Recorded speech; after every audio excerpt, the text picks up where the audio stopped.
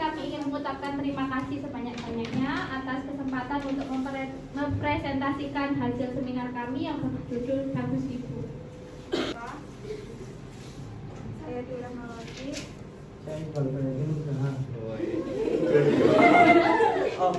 Yang akan membawakan presentasi ini sudah selesai. Kita ke materi, boleh berdiri dulu kita.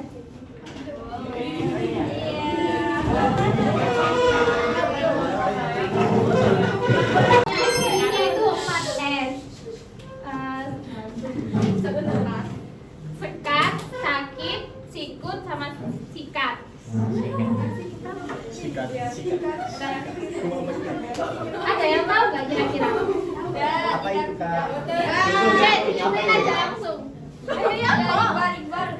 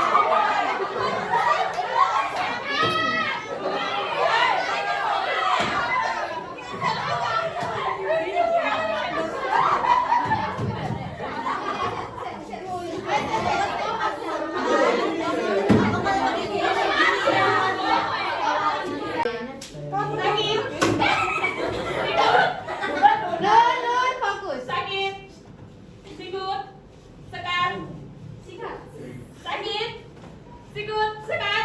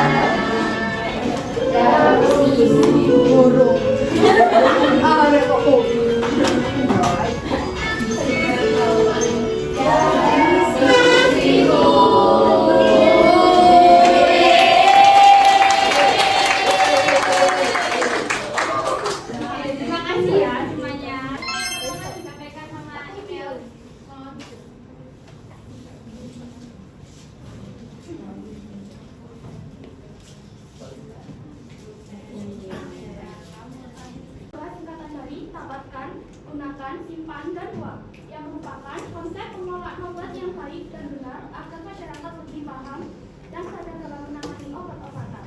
Konsep ini mengajarkan cara mendapat obat dari tempat yang terjamin kualitasnya, menggunakan obat sesuai aturan, menyimpan obat dengan benar, dan membuang obat dengan cara yang aman untuk menghindari penyalahgunaan dan dampak negatif lainnya. Ya, dapatkan obat dengan benar. Yang kedua, gunakan obat dengan benar. Yang ketiga, simpan obat dengan benar. Dan yang keempat, buang obat dengan benar.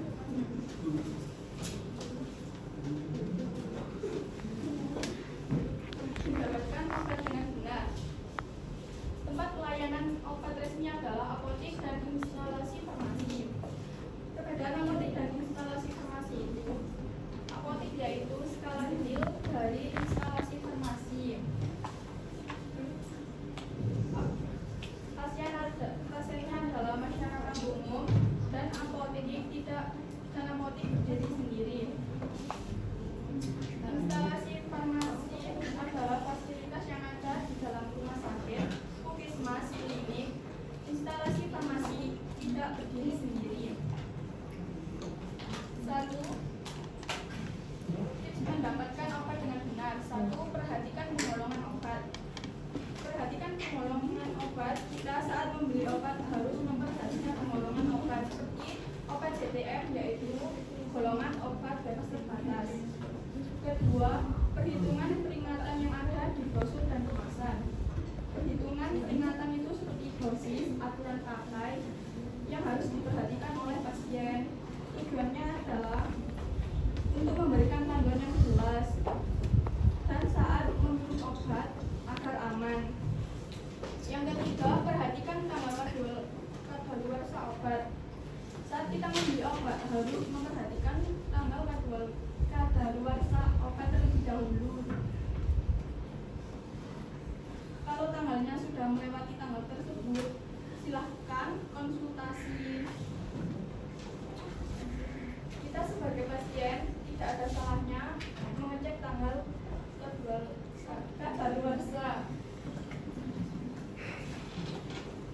Pengolongan obat yang harus diperhatikan. Obat keras dengan resep dokter dan dapat dibeli harus di apotek yang ditandai dengan logo lingkaran berwarna merah, ditandai dengan huruf K. Obat bebas, logonya lingkaran berwarna hijau. Tanpa resep dokter, dibelinya di apotek dan toko obat bersih. Narkotika.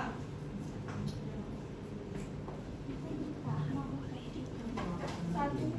Golongan 1 tidak untuk pengobatan, harus dengan resep dokter. Obat bebas terbatas ditandai dengan logo lingkaran berwarna biru. Tanpa resep dokter dan bisa dibeli di apotek atau toko obat bersih. Narkotika, logonya itu sama dengan obat keras.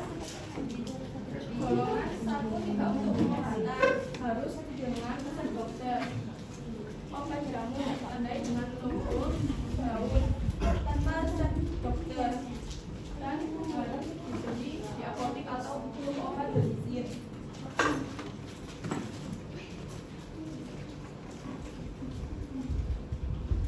Tanda pada obat bebas terbatas. P. Nomor 1. Awas obat keras. Bacalah aturan pemakaiannya. P. Nomor 2. Awas obat keras. Hanya untuk kumur, jangan ditelan. P. Nomor 3. Awas obat keras. Hanya untuk bagian luar dari badan. P. Nomor 4. Awas obat keras. Hanya untuk dibakar. P. Nomor 5. Awas obat keras. Tidak boleh ditelan. P. Nomor 6. Awas obat keras. Obat basi jangan ditelan. Periksa tanggal kadaluarsa. Nah, gambar ini tanggal kadaluarsanya 21 Januari 2023. Waduh, ini obat mau kadaluarsa aja, padahal isinya masih banyak loh. Bukan sakit aja di sana, biar obatnya nggak mubazir. Nah, kita tidak boleh kayak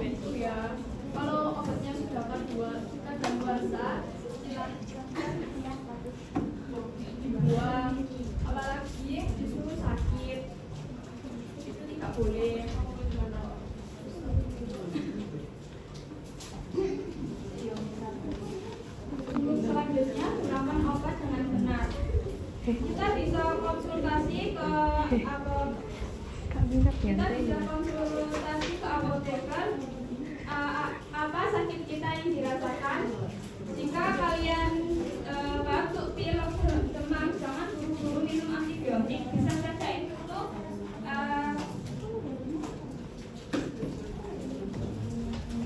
Bisa saja itu penyebabnya adalah virus dan itu bisa sembuh sendiri.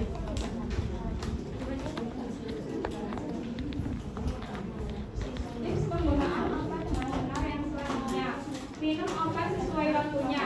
Jika di etiketnya tertera tulisan 2 kali sehari, itu diminum sebanyak 2 kali setiap 8 jam. Jika 3 kali sehari, itu diminum setiap 8 jam. Bila sedang hamil atau sedang menyusui, tanyakan kepada apoteker apakah obat ini aman untuk orang yang sedang menyusui dan hamil. Jika menggunakan obat sesuai dengan cara penggunaannya. Sebelum menggunakan obat, pastikan obat yang akan digunakan sudah betul dan pastikan obat masih baik. Jika obatnya sudah penyok atau apa, itu jangan diterima. Baca peringatan dalam kemasan. Pastikan apakah obat bisa langsung digunakan atau ada hal tertentu yang harus dilakukan dulu, atau mengerus atau menambahkan air. Gunakan obat dengan benar. Tips penggunaan obat dengan benar yang selanjutnya. Pada saat menggunakan obat, perlu bantuan orang lain. Penggunaan sudah tepat, tertelan, menempel pada luka, obat tetes sudah masuk, atau mengena pada bagian tubuh yang sesuai. Jadi di sini ada contoh penggunaan obat, yaitu obat tetes mata.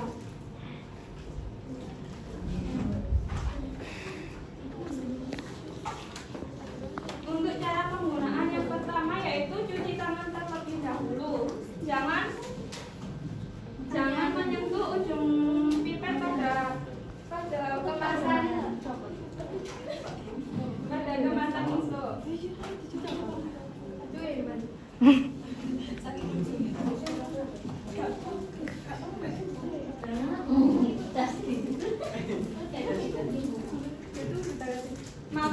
Mata dibuka lebar, kepala didongakkan, pandangan mata diarahkan ke atas, pelupuk mata ke bawah ditarik sampai membentuk parit.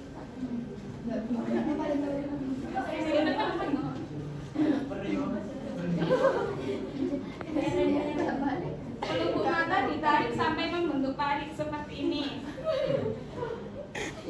Pipet didekatkan dan diteteskan kepada parit tersebut.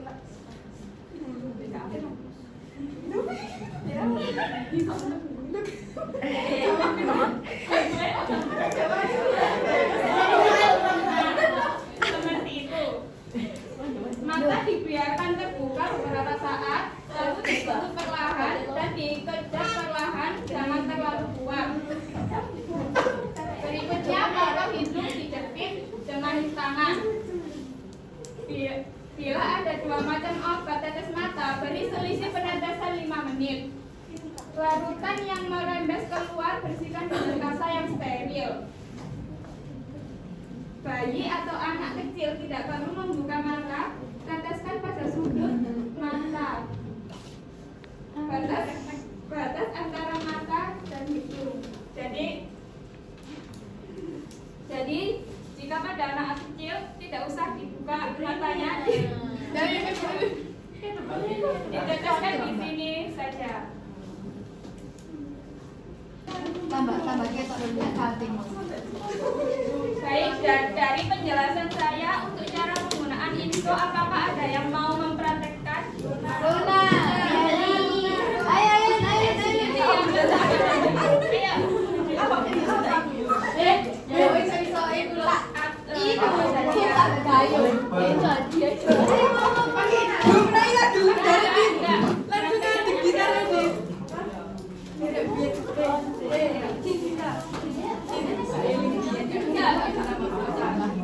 Lah iya, tapi aku dikira melepas para mewah. Yang pertama, langsung yang ini. Makan ini. Dongak lah. Didahakkan. Harus Didahakkan. Lalu Ada ekspresinya. ini matanya dibuka.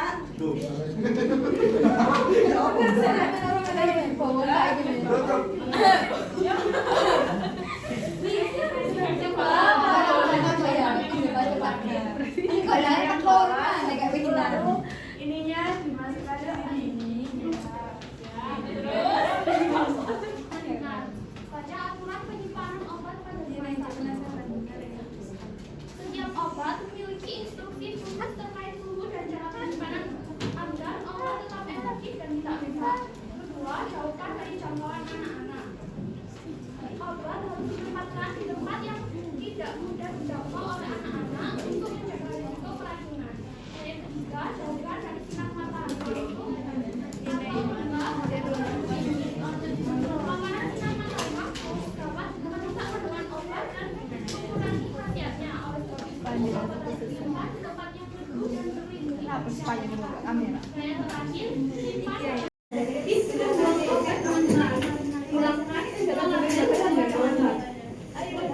kertas atau coret semua informasi seperti nama pasien, dokter, dan nomor resep. Yang kedua, untuk kapsul, tablet, atau bentuk tablet lain, tunjukkan umur dan campur obat dari tengah tanah atau bahan baku lainnya. Untuk cairan, buang pada toilet kecuali antibiotik yang harus bersama adanya dengan menggunakan label. Dan yang terakhir, intinya obat harus dimusnahkan dan tidak tersisa. Ciri-ciri obat yang rusak. 1. Batas kadaluarsa dilampaui. Obat sudah melewati tambang kadaluarsanya dan harus dibuang karena efektivitas dan kenyamanan tidak terjamin. Yang kedua, kemasan rusak. Obat dalam kemasan yang rusak beresiko terkontaminasi sehingga tidak aman digunakan. Yang ketiga, obat berupa bau atau rasa warna. Obat tetes mata yang bisa tercegah sejak 1 bulan. Obat tetes mata umumnya harus dibuang untuk menghindari infeksi atau terkontaminasi.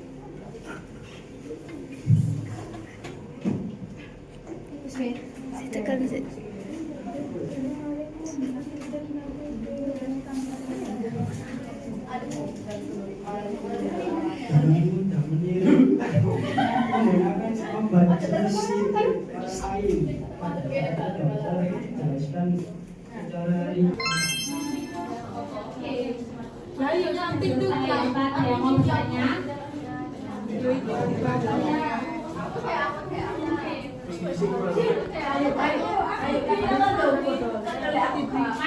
Maju.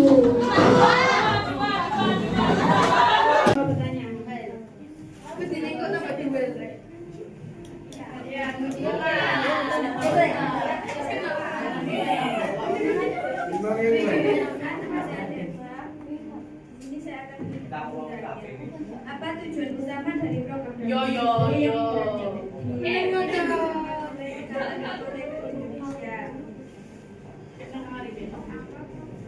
Apa tujuan utama dari Soal pertama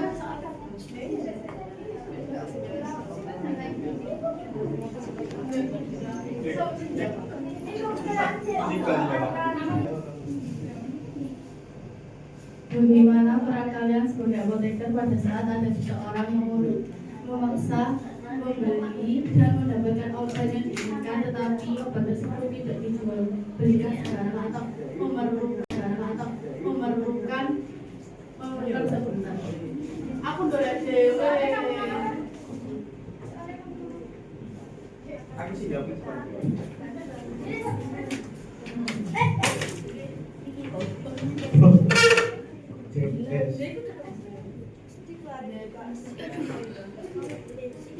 Tadi kan ada pada penggunaan obat tetes mata. Pada penggunaan obat tetes mata, tadi kan ada aturan bahwa setelah dibuka, kalau dikali 1 bulan kan harus dibuang. Itu coba dijelaskan kenapa dalam waktu 1 bulan setelah dibuka itu harus dibuang. Kan soalnya masih sisa itu. Iya.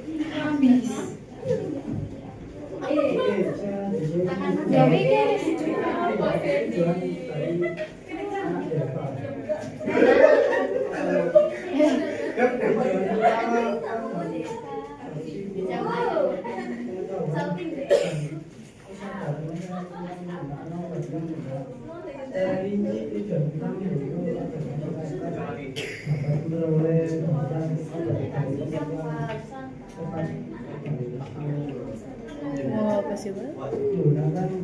menggunakan sesuai aturan dosis dan petunjuk tenaga kesehatan menentukan simen obat dengan cara yang benar agar kualitasnya terjaga, membuang obat yang sudah kadaluarsa pemeriksaan secara benar. Ya, sering gawe obat ini. Puas enggak dengan jawabanku?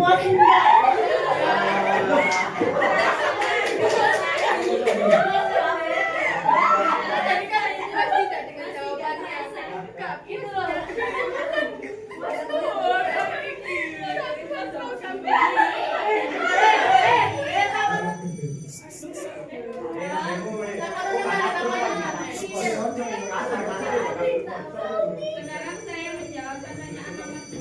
Sebagai seorang apoteker, peran saya adalah menjaga keamanan jika ada pasien yang membeli obat. Jika ada seorang yang memaksa membeli obat yang kualitas dengan resep, maka langkah yang saya ambil yaitu memberi edukasi tentang pentingnya pemeriksaan dokter agar dosis dan jenis obat sesuai dengan kondisi kesehatan. Menyarankan alternatif seperti obat bebas atau bebas terbatas jika sesuai, atau menyarankan pasien untuk berkonsultasi ke dokter terlebih dahulu. Yang pertama yaitu harus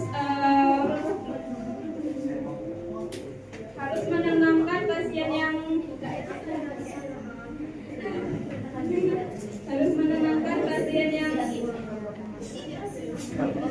Emosi. Sulut emosi.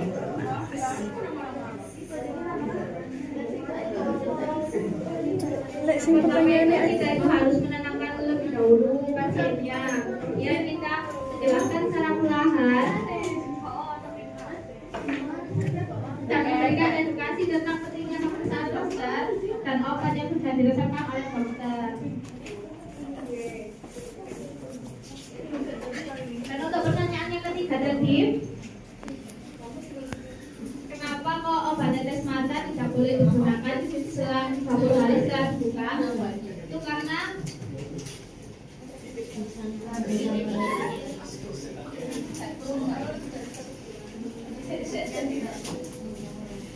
kalau lebih dari 30 hari efektivitas dari cairannya itu udah nggak efektif lagi, soalnya sudah terkontaminasi oleh bakteri yang ada di udara. Kalau kita buka kulitnya itu biasanya itu dari udara itu masuk kuman-kumannya itu, jadi nggak efektif lagi untuk digunakan. Lebih baik dibuang meskipun tanggal kadaluarsanya masih lama.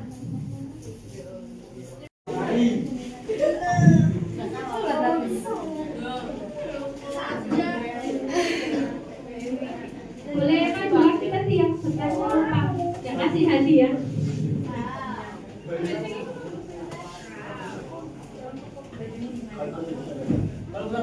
Demikian rangkaian seminar kali ini. Semoga materi yang telah kami sampaikan dapat menambah wawasan dan manfaat bagi kita semua.